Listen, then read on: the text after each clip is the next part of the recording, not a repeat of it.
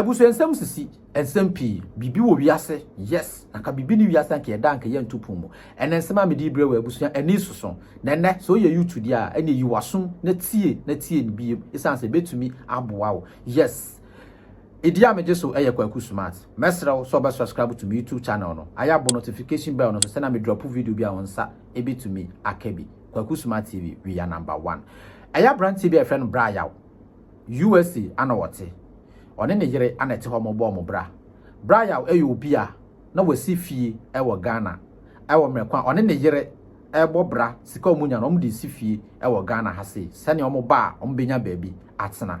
Na didima one na media ne so eye TikTok no koshi abayewa bi abayewa hu ofe okiremu a one ne kasaye braya yo bi a ye warefo enu ntini wono ankasa de wanyi nanim e wo mekwa a wo kasem o de asem no e ma TikTok ani bi aye fre no Freda e free yi a wono so ye TikToker ti maami ye nya abotre e share story ni nyina braya one lady ye di nkoma na wo hu ni da bet na e month bia no o send no $300 enye sika ketwa Ghana ha obeye adwuma be 6-7 1 year krampo no untumi enya sa sika no 6 months 7 months 1 year na unya sa sika no but every month we are not my friend or ma lady ya wo share no media no so no na o ma no $300 o kirema wasan so talka e kan baawia no emrekwa na ohun ni da isanse na o kirema baawia no ho ofe na onam omo chat na omo course na abaawia no yubi o kire no odro enu to talka e kan ho ma no yenko na yenko tie enkomo no e wo Freda Emra. My honest say maka no kra kire no. Nti maka wate. Me send ni sika bosumi bia me send ne $300 every month. Auntie Freda no. Our team e wa akra ho. Matoka e de amage yi. Hey brother, recently I wish you obey ya sister 6 months or 7 months e na wo talk de mo ba no. O sister Freda, o you very beautiful. O say ne boss ha no. So o better car man open no. Nti na ese me ntoka ne man nti me toka ne bo onya den 450 million old currency na me de man no na me si okay nti ekosi sen osia send na nkomo ne koso no na ehu behia se bra yaw e ba Ghana na obehu ne dofo e ne side chick yaw oni ne hia e wo media no so obehu nanim ampa obaaye no abawe de usi eyoyo ama obehu nanim wo kirem a won ne nanfofo kirese omo boile ye aman na new house no ne yiri esi no na se honom no ne abawe e kwa ginani ye nto as Freda December na me twa ticket se ene mekọ na eja makwa akohu oba na mabọ ne hoka na de bia video call we de akwa akoye se face to face honam to honam Auntie Freda se na me yankasa me de me nkwa na me de ato mi nsem na me de kwa akoche me de kwso kwa bra ni nsem si wo nkume Osi Auntie Freda obai be shia me wo airport na eja me wotema mfie wotema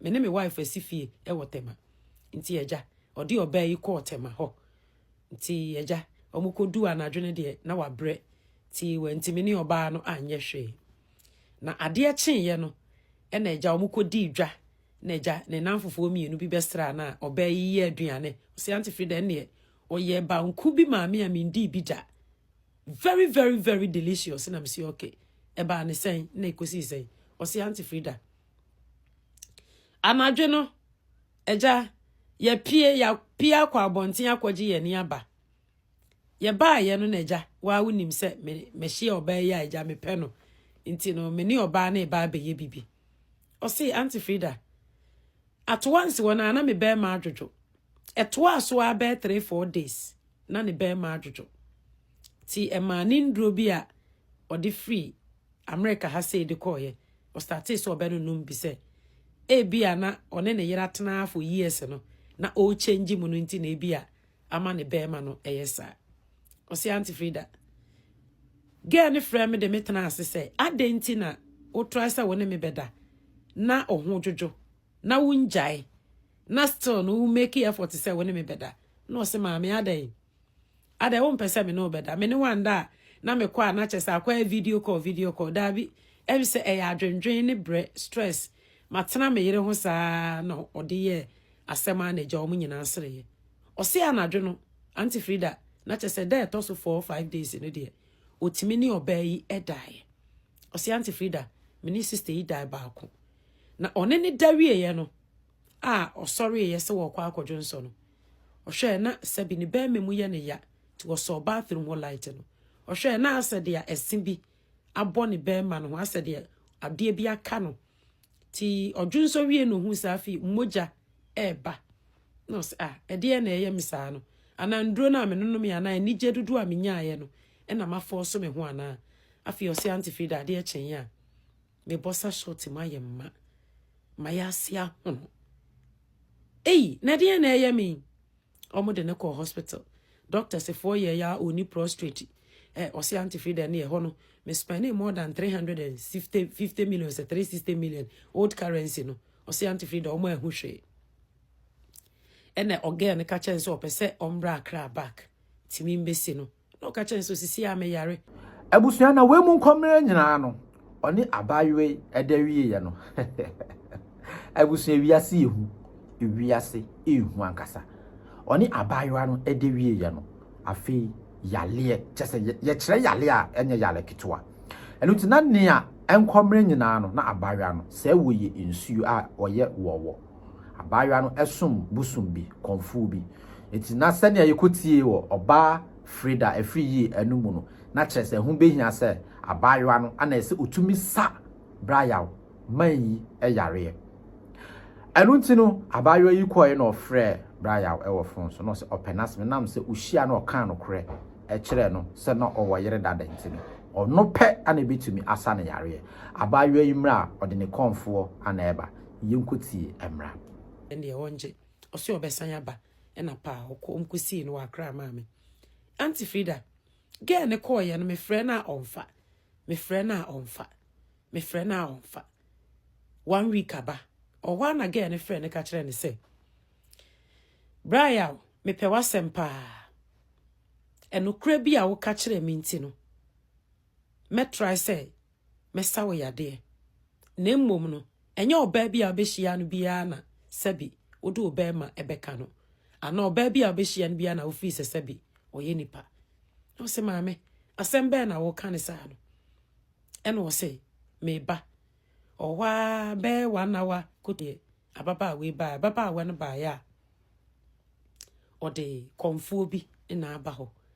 Konfuo ne ba ya, o se abrante e da ho ro ho. O ro no ho. Na konfuo ne ka kire ne se nipa na wogina ha no, oye nsuo. Oye nsuo. Oye nsuo me na me kom no. Ne komfo ne me. Na ose me mbra na me mesa wo yade nti da ho. Ose Auntie Frida, enya nansesemu. Oda ho no na komfo ne de ne be ma hye nanum. Komfo de ne be ma hye nanum no. Ose Auntie Frida. De ohunya ne se komfo no twe bibi sei tan na agi po. No prudigu ho sei. Owoba. Okose ya no se bra ne se ose ka wano tum. Efri na ekwe. Se wunnim. Na wo ya wadwen so oba bia obehia ne bia woni ne beta. Unyas ne sei bio. Na emum ubenya wuwo. Wo kan no credit kire oba yi se wo yere. E na wanye ne basabasa bia. Na emum no ko no mu kofa engo kokoy. Mimi ntimi mfa ma wona. Ohime yi ogina he nsu ntimi mfa ma wo.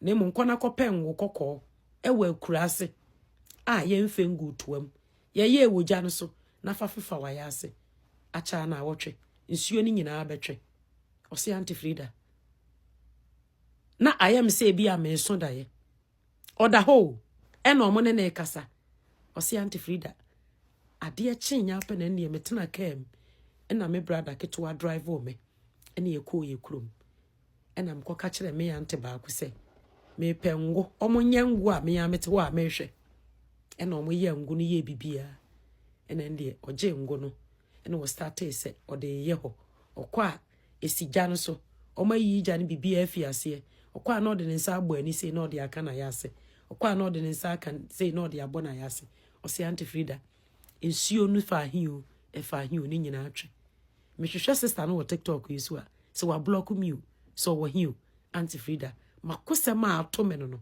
share na family ase. You say a word to a wise is enough.